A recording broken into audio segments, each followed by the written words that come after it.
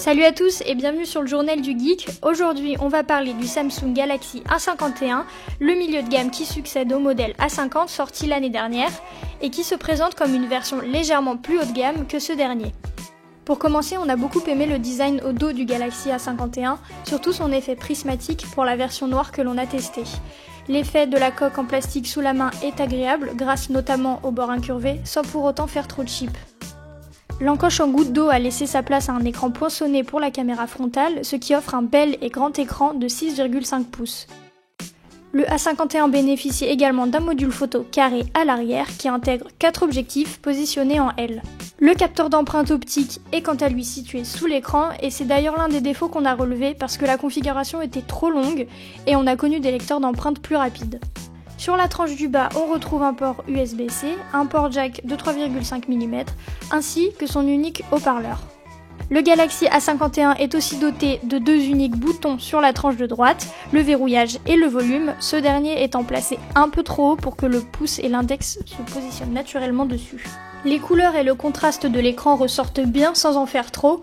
Notez qu'il est possible de choisir le mode de l'écran entre naturel et vif. Ce dernier permet de personnaliser la balance des blancs à votre guise. En visionnage plein écran, le A51 est vraiment bon. On note cependant que sur Netflix, ce dernier s'arrête avant le capteur frontal et donne du coup un côté arrondi et l'autre avec des angles pointus. Le A51 bénéficie de son interface One UI 2.0, la nouvelle surcouche de Samsung, et on retrouve le classique tiroir d'application, mais aussi un autre tiroir d'outils personnalisable qui s'ouvre sur la partie droite de l'écran d'accueil. Dans les paramètres, on retrouve aussi le mode sombre, ainsi que la personnalisation de navigation avec au choix les touches classiques retour, accueil et multitâche, ou bien les glissements vers le bas, une option inhérente à One UI. Pour ce qui est de la photo, on a agréablement été surpris par la qualité du Galaxy A51.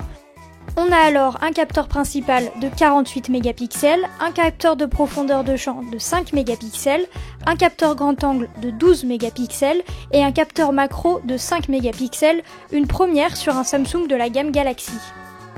Les couleurs sont plutôt bien restituées, quoique légèrement saturées sur des photos plutôt fournies, et à condition d'avoir une bonne ou une moyenne lumière, parce qu'en basse lumière, le A51 a tendance à galérer un petit peu plus. Le A51 bénéficie des modes macro, nuit, du grand angle, ainsi que du mode portrait, qui lui dispose d'une jauge pour modifier l'intensité du flou en arrière-plan. Le capteur photo avant est placé sous le poinçon de l'écran, c'est un objectif de 32 mégapixels et comme pour le capteur arrière, les photos sont bonnes à condition d'avoir un bon éclairage, sans quoi le rendu est beaucoup moins net. Le Galaxy A51 est équipé du processeur Exynos 9611, couplé à 4 Go de RAM et 128 Go de stockage, ce qui fait clairement le job pour une utilisation classique. Par contre, en utilisation gaming, le Galaxy A51 commence à chauffer sur sa partie supérieure après quelques instants de jeu et on a ressenti quelques faiblesses notamment sur les jeux comme Call of Duty ou PUBG où on a constaté pas mal de clipping. Le A51 est équipé d'une batterie de 4000 mAh, ce qui est dans la moyenne de ce qui se fait sur les smartphones d'aujourd'hui et qui lui permet de tenir une journée complète. Malgré quelques petits accros, dans l'ensemble, le Samsung Galaxy A51 est un bon milieu de gamme à 379 € et qui s'en sort plutôt bien.